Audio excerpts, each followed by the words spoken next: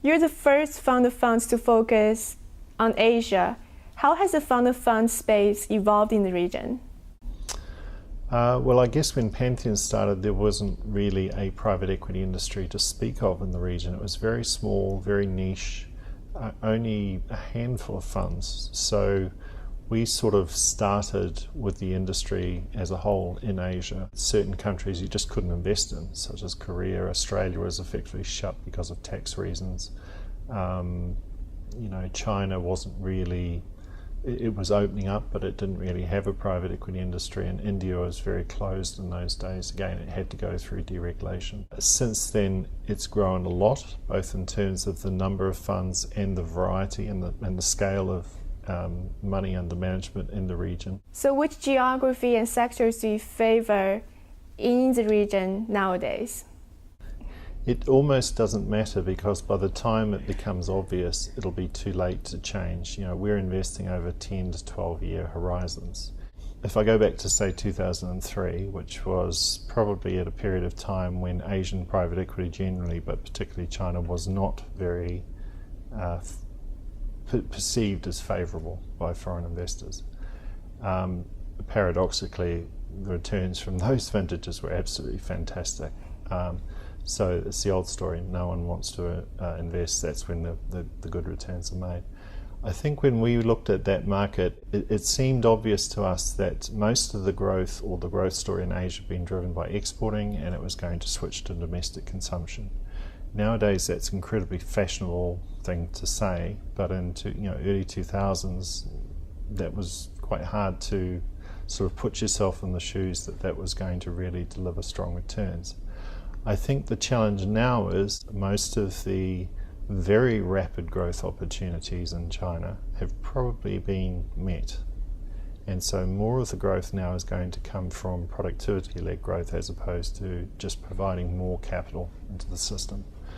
And so I think that means that we have got to focus much more on efficient investment, as opposed to just the quantity of investment going into China. And I think that the domestic consumption story, which has driven growth over the past 10 years in Asia more generally, has to become a bit more subtle, because, like everywhere, Asian consumers are getting more sophisticated, and it's developing the distribution networks to be able to efficiently meet consumer demands. So the fundamental drivers of profitable investment are changing, and we have actually backed some managers who are taking a more control-oriented investment approach to fast growth markets such as China.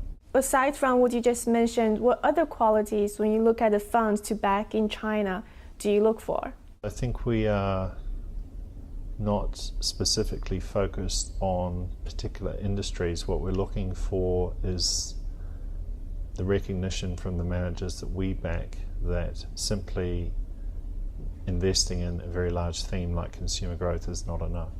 So we're looking for examples within their deal flow pipeline where they are able to carve out a niche where it's not quite so expensive, there's not so much competition, or maybe it's investment in the distribution channel, because that's the bottleneck which needs to be fixed.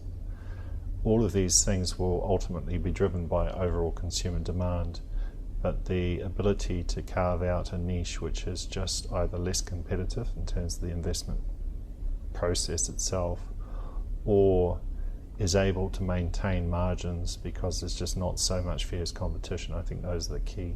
Now lastly, what's your outlook for private equity in China for the next 1 to 3 years? Next 1 to 3 years, I'd say, is possibly going to be a bit challenging, because I do think that the slowdown in growth has probably caught a few people by surprise. I think the rate of exit liquidity, investments being sold, is probably going to be a little bit slower than most people would have expected. And I would expect a slowdown in the number of new funds that are emerging in China over that period. But I think a bit of a hiatus and pause will be a healthy thing for the long run in the industry in China. Great, thank you so much. Thank you very much.